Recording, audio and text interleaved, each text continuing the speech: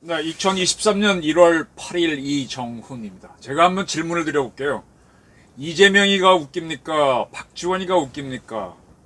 김만배가 웃깁니까? 아니면 김의겸이가 더 웃깁니까? 또 그 전에 한동훈 장관한테 질문할 때 이모 교수라고 했던 김남국이가 웃깁니까? 아니면 강진구 기자가 있는 더 탐사가 웃깁니까? 아니면 한겨레가 웃깁니까?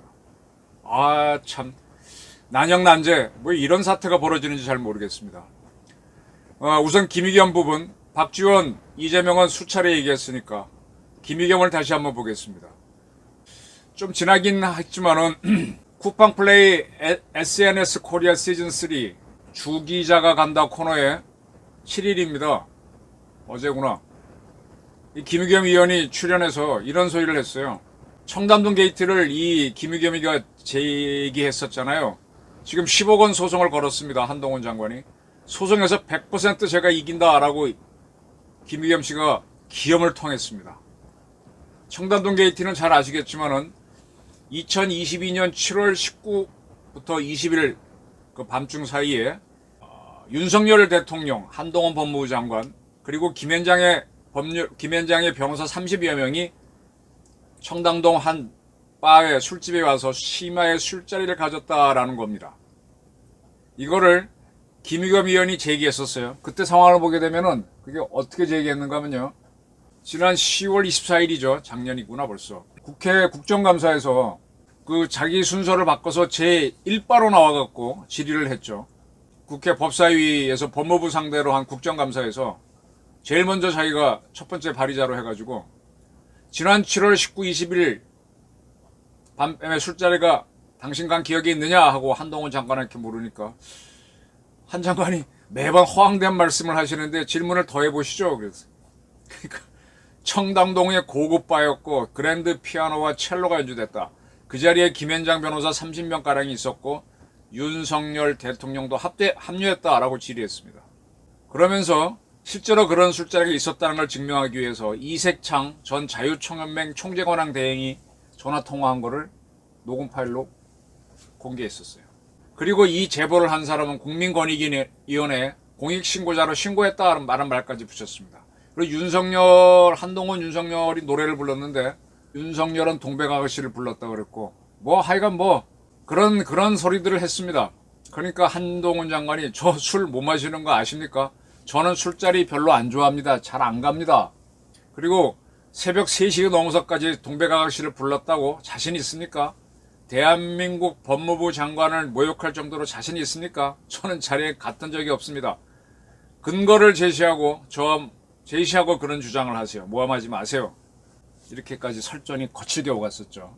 근데 지금 경찰이 최종적으로 수사한 걸 보게 되면 이 청담동 바에 갔던 사람은 이세창 씨고 그 첼리스트 여성이 그 자리에서 첼로를 연주한 것도 사실이고 그리고 두 사람은 술을 마시고 술집을 나와서 한 2km 떨어진 곳에서 다시 만나서 뭔가를 했고 이세창 씨는 그대로 그곳에서 잠을 잔 걸로 보이고 이 여성은 그곳을 떠나면서 전화통화를 했습니다.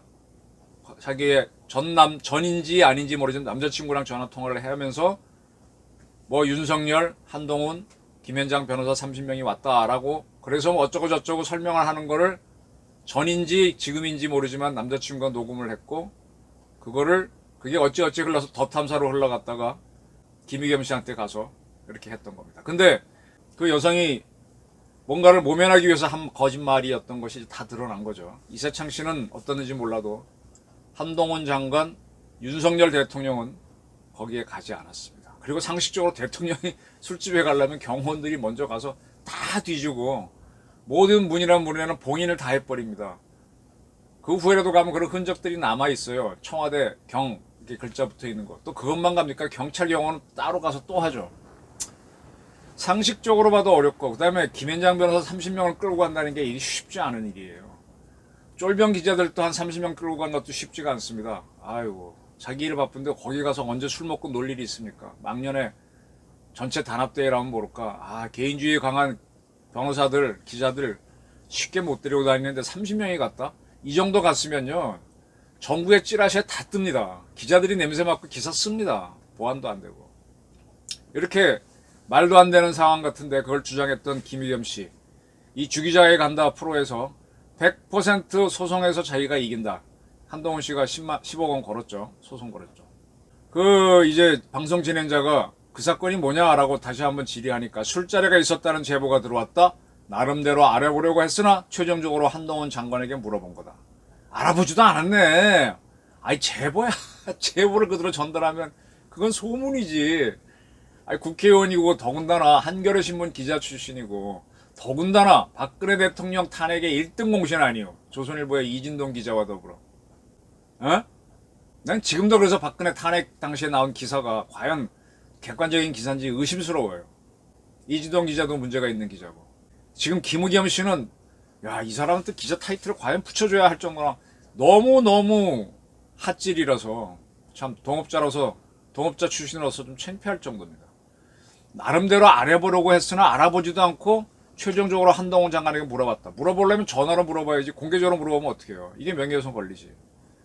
몇 월 며칠 몇 시에 청담동 술자리에 있느냐. 그런데 거기에 대해 한 장관이 버럭 화를 내면서 명예훼손을 한 거다라고 하는데 특정인을 거론해서 명예를 훼손하면 훼손이 될 거려 아마.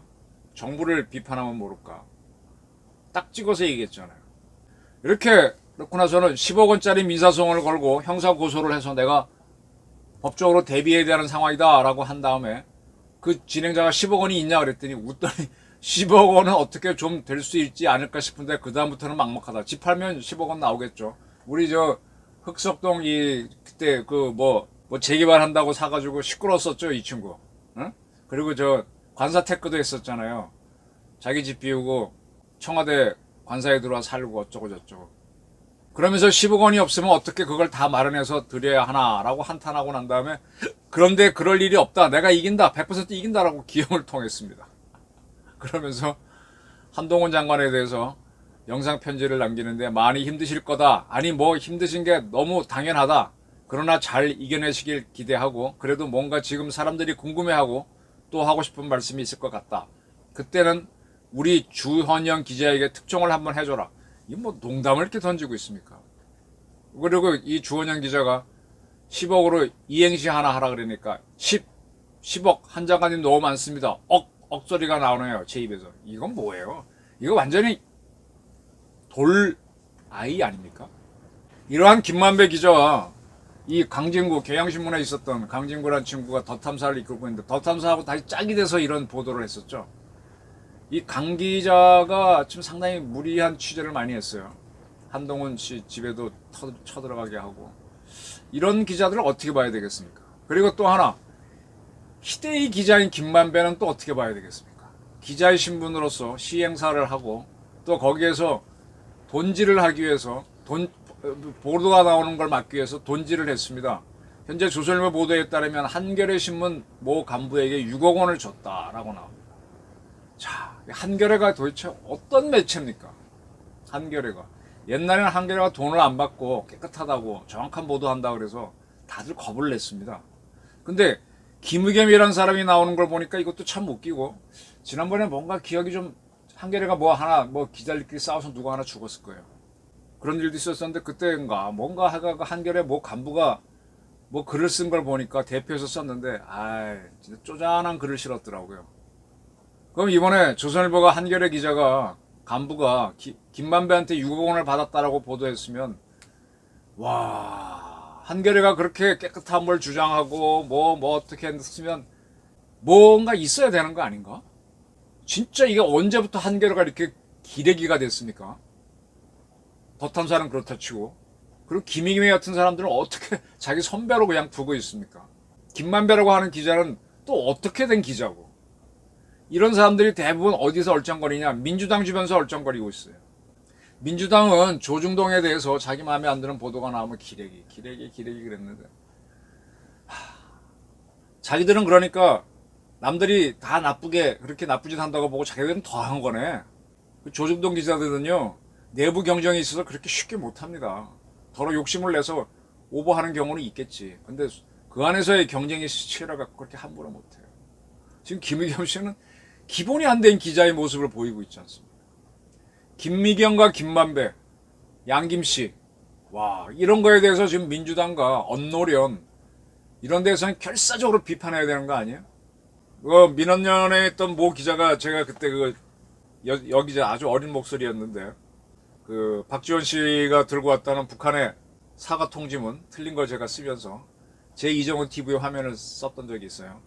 그건 뭐 틀려서 시인하고 고쳤는데 그걸 들고 와서 틀렸죠 꼭꼭 해묻고 내가 이렇게 그러면서 전부 다 틀린 것처럼 막 몰아붙여서 이렇게 듣고만 있었던 적이 있는데 그런 기자들이 이럴 때는 왜 입을 다물고 있지? 그건 뭐 지들 데스크화 시켜서 한 거기 때문에 내가 그냥 묵묵히 있어줬는데 그것도 어디에 녹음해 놓고 있어요. 보면 되게 웃기는 작자들입니다. 선택적 인지를 합니다. 꼭 무슨 기관지 같아요. 이런 쓰레기들을 우리 언론사회에서 쓸어버려야 됩니다. 진짜 기레기는 민주당 그 언저리에서 주사파 언저리에서 너무너무 버글버글 합니다. 저희 주장이었습니다.